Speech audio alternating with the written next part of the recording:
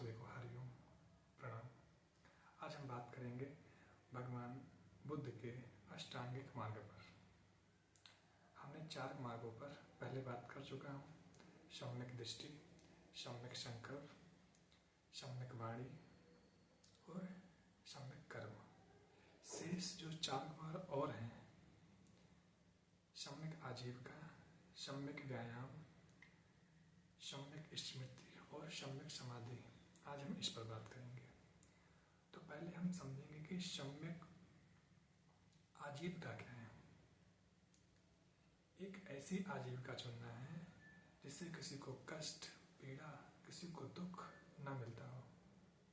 एक व्यक्ति कसाई है, वो सोचता है कसाई वाला काम करते हुए हम परमात्मा को उपलब्ध हो जाएंगे, हम उस समाधि को उपलब्ध हो जाएंगे, तो संभव नहीं है।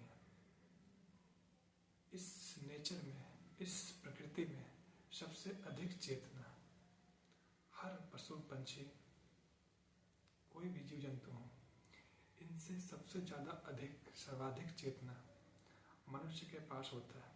सबसे ज़्यादा सोचने समझने की शक्ति, सामर्थ्य मनुष्य के पास होता है। फिर भी मनुष्य ऐसी आजीविकाएं खोजता है इसमें अधिक लोगों को कष्ट मिलता है, पीड़ा मिलता है, दुख मिलता है। मनुष्य को ऐसी आजीविकाएं नहीं करना है जिसमें आपको असत्य का सहारा लेना पड़े। यदि आपको श्रेष्ठ मार्ग पर चलना है तो आपको थोड़ा ढंग का, थोड़ा बेहतर आजीविका भी खोजनी होगी, तभी आप एक अच्छे इंसान कहलाओगे। यदि आप ऐसी आजीविका खोज रहे हो जिसमें केवल लोगों को दुख और पीड़ा, केवल आपको असत्य ही बोलना पड़ता हो, तो वो आजीविका सहयोगी नहीं होगी आपके श्रेष्ठ मार्ग पर। तो आपको अपने विवेक से थोड़ी ढंग की आजीविका खोजना है। इसके बाद जो है सम्यक व्यायाम। अब इसमें भी 2 तरह के लोग होते हैं।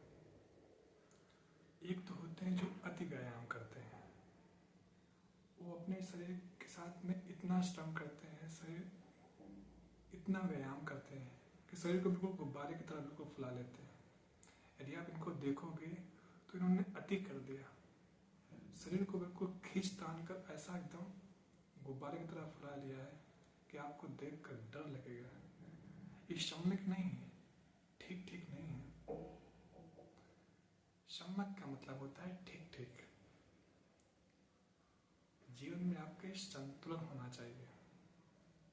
जितना जीवन में संतुलन होगा, जीवन उतना ही आपका बेहतरीन भी होगा, शानदार भी होगा। और जितना आपका जीवन में असंतुलन बढ़ेगा, उतना ही आपके जीवन में फिर दुख बढ़ेगा।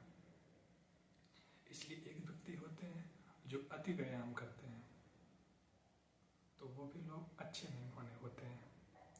एक व्यक्ति होते हैं जो बिल्कुल व्यायाम नहीं करते हैं, तो वह भी अच्छी बात नहीं है। इससे भी शरीर में जड़ता व्याप्त हो जाती है, शरीर में अनेकों तरह की परेशानियां शुरू हो जाती है। तो इसीलिए आपको सम्यक ध्यान रखना है, ठीक ठीक हो। जितना आपके शरीर की जरूरत है, शरीर से उतना ही काम लेना है, अधिक नहीं लेना है। तो 2 तरह के लोग होते हैं। लोग अति कर देते हैं, या तो बहुत अधिक करेंगे या तो बिल्कुल नहीं करेंगे। तो उसमें थोड़ा सा अपने विवेक का उपयोग करना है। जितना जरूरी है उतना ही करना है। इसके बाद जो आता है सम्यक स्मृति।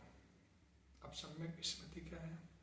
भगवान बुद्ध कहते हैं कोई भी काम करते हो तो स्मरण पूर्वक, होश पूर्वक। भगवान बुद्ध होश शब्द का उपयोग करते हैं, भगवान महावीर स्वामी विवेक शब्द का उपयोग करते हैं, और अष्टावक्र बोध का उपयोग करते हैं। तीनों का अर्थ एक ही है। आपके भीतर एक बार बस जागरण फलित हो जाए, आपके भीतर बस एक चैतन्य का दिया जल जाए। यही चीज कृष्ण कहते हैं, जब रात में सारे प्राणी सोते हैं तब भी योगी योगी जागता है। इसका मतलब ये नहीं कि योगी सोता नहीं। योगी का शरीर तो सोता है, पर उसके भीतर एक चैतन्य का दिया है जो चल रहा है। ऐसे ही जीवन में जब आप कोई भी कृत्य, कोई भी कर्म, सुबह से लेकर शाम तक आप जो भी काम करते हो, बस होश पूर्वक करना है। और जब आप होश पूर्वक कोई भी काम करोगे तो जीवन में कभी कोई तनाव नहीं होगा, कभी कोई परेशानी नहीं होगी, कभी कोई पीछे पछतावा नहीं होगा। इंसान को देखिए तो पहले वो ऐसा कोई कर्म करता है, फिर बाद में पीछे वो पछताता है, दुखी होता है, परेशान होता है कि शायद ये काम हम ना किए होते। इसका मतलब क्या है? इसका मतलब यही हुआ कि इंसान ने काम तो किया पर बहुत मूर्छे में किया। तो मूर्छे में किया गया काम फिर आपके जीवन में लाता है पीछे अशांति। इसीलिए पहले तो आपको जागना है। स्मरण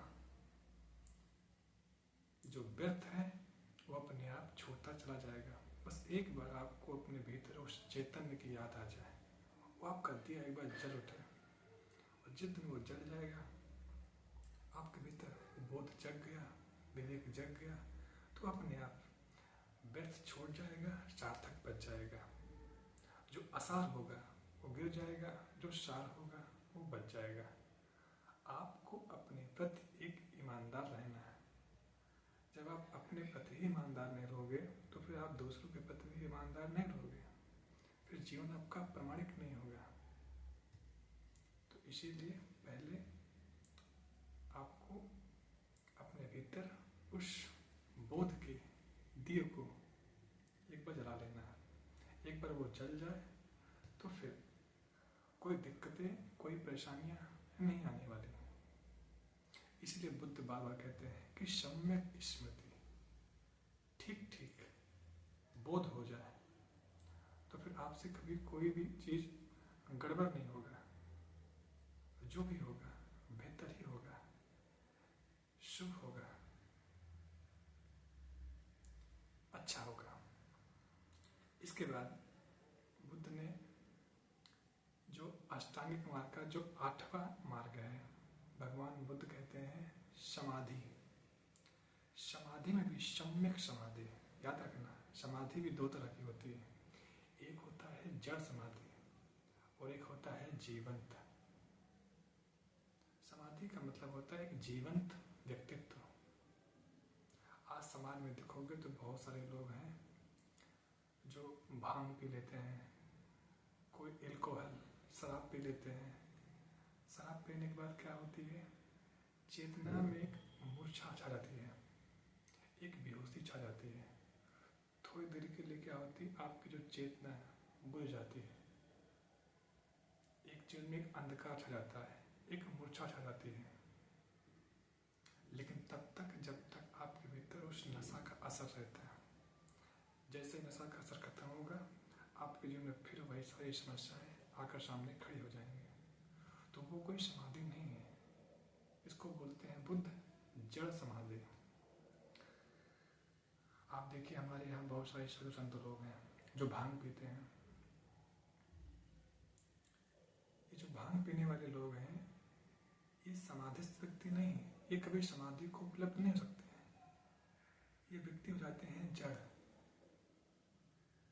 इसीलिए जड़ कोई समाधि नहीं है। एक मेढक को देखिए, मेढक गर्मी के मौसम में गड्ढे खोद कर अंदर घुस जाता है जमीन के अंदर, तो क्या कहोगे? समाधि लग गई। साइबेरिया में भालू हैं, 6 महीने तक बर्फ में दबे रहते हैं, पर वो कोई समाधि नहीं है। ऐसे बहुत से इंसान होते हैं, आप देखोगे तो गड्ढे खोद कर उसके अंदर बैठ जाते हैं, लेकिन समाधि नहीं है। लेकिन फिर वो देखिए तो आपको तो वो नशा भी करते हैं, एल्कोहल भी पीते हैं, भांग भी पीते हैं, तरह तरह के नशीले पदार्थों का सेवन करते हैं। तो भगवान बुद्ध कहते हैं ये कोई समाधि नहीं है, इससे जीवन में आ जाएगी जड़ता, और जड़ता कभी समाधि नहीं हो सकता है। फिर ऐसा इंसान छोटी छोटी बातों में फिर क्रोध में भी आ जाता है, लड़ाई झगड़ा भी कर लेगा, मारपीट भी कर लेगा। समाधि का मतलब होता है एक जीवंत व्यक्तित्व। पूरे जीवन का जो आपका व्यक्तित्व है, आपकी जो फ्लावरिंग हो गई, आपका व्यक्तित्व, आपका जो पर्सोना है वो खिल उठा, आपका एक नया जन्म हो जाता है। समाधि के पहले जो व्यक्ति होता है, समाधि के बाद व्यक्ति वही नहीं होता, एक दूसरा इंसान हो जाता है, उसका एक नया जन्म हो जाता है। उसके जीवन में जो चीज़ें व्यर्थ होती हैं, जो चीज़ें असार होती हैं, जो चीज़ें गलत होती हैं, वो गिर जाता है। जो सार होता है, जो सार्थक होता है, वही बचता है। इसलिए हमारे यहाँ कहा गया है कि जो व्यक्ति वह समाधि को उपलब्ध हो जाता है, इसलिए कहा गया गुरु को भगवान। इसका मतलब ये नहीं कि गुरु भगवान है, उन्होंने दुनिया बनाई, नहीं। भगवान कहने का मतलब इतना ही हुआ कि वो व्यक्ति अपने भीतर उस भगवत्ता को, उस चैतन्य को, उस परमात्मा को उपलब्ध हो गया। इसकी बात करते हैं कबीरदास, जब मैं था तब हरि नहीं, अब हरि है मैं नहीं। मतलब मैं, जो आपका अहंकार है, जो आपका अहम है, जो आपका कर्ता है, ये बसता ही नहीं है समाधि में। समाधि में शुद्ध चैतन्य बसता है, वो केवल साक्षी बसता है, मात्र केवल जागरण, वो केवल बसता है। इसलिए ऐसे व्यक्ति को हमारे यहाँ भगवान कहा गया। इसलिए बुद्ध भगवान, कृष्ण भगवान, महावीर भगवान। तो आज यहीं तक, मिलते हैं एक दूसरे वीडियो में एक दूसरे विषय के साथ। आप सभी को हरि ओम।